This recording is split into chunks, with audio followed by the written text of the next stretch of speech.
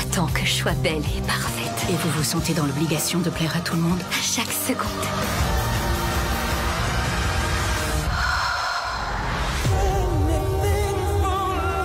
Bonjour à vous les petits cinéphiles. Aujourd'hui, on va revenir sur l'excellente mini-série diffusée sur Disney+, Pam et Tommy. Alors la série a été développée par Evan Goldberg et Seth Rogen, deux acolytes qui travaillent souvent ensemble, que ce soit au cinéma ou dans les séries télé. Ils avaient déjà produit deux séries que je vous recommande fortement si vous n'avez pas vu.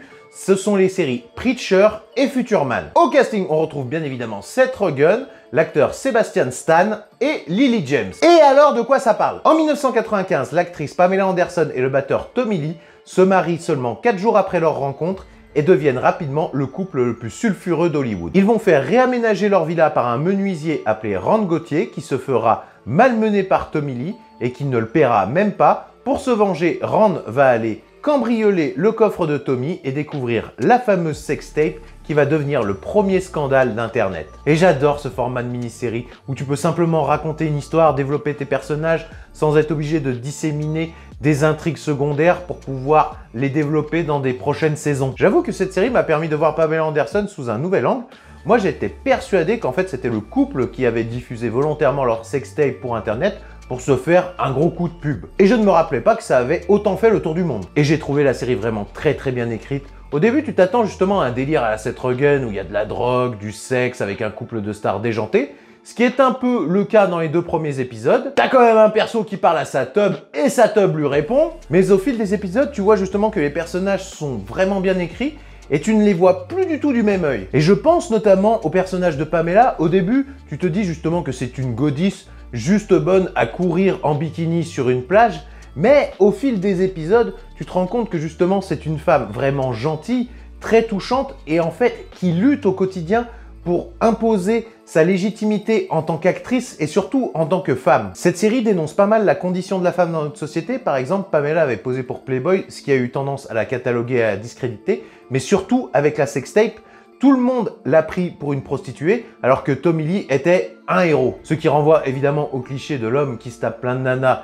est un véritable héros, et la femme qui se tape plein de mecs est une pute. Cette série dénonce également les prémices des réseaux sociaux. Il faut se rappeler qu'en 95, on est encore au 56K, et tu te rends compte qu'il y avait déjà certaines personnes qui avaient flairé le potentiel d'Internet pour diffuser un produit au plus grand nombre. Il y a également toute une critique du piratage parce qu'au final, la personne qui diffuse la sextape en premier ne gagne pas tant d'argent que ça. Ce sont les gens en fait qui l'ont piraté et diffusé pour leur compte qui en amassent le plus. Assez ironique au final. Et on dénonce également tout ce côté paparazzi qui passe leur temps à prendre les 2 stars en photo, qui les épient, qui les harcèlent.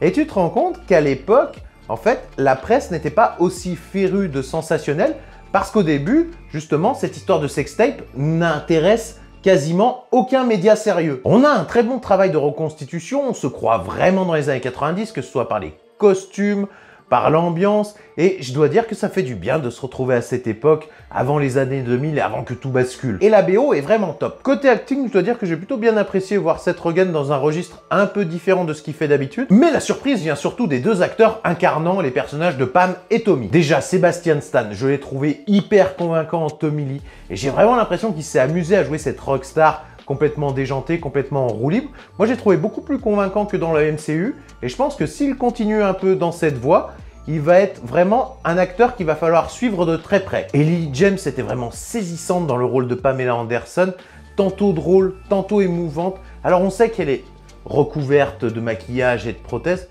mais je trouve que ça ne l'empêche pas justement de nous faire ressentir des émotions et de l'empathie pour cette femme. Et tu te rends compte que cette sextape a eu des conséquences graves sur sa carrière mais aussi sur sa santé et qu'elle ne s'en est jamais vraiment remise. Et puis l'alchimie entre les 2 acteurs est vraiment dingue, t'as vraiment l'impression qu'ils sont amoureux. En bref, vous aurez compris que j'ai adoré cette mini-série et je vous invite vraiment à la regarder si ce n'est pas déjà fait. Je pense que vous ne le regretterez pas. Surtout, n'hésitez pas à me faire vos retours en commentaire quand vous l'aurez vu, de liker, de partager. À bientôt!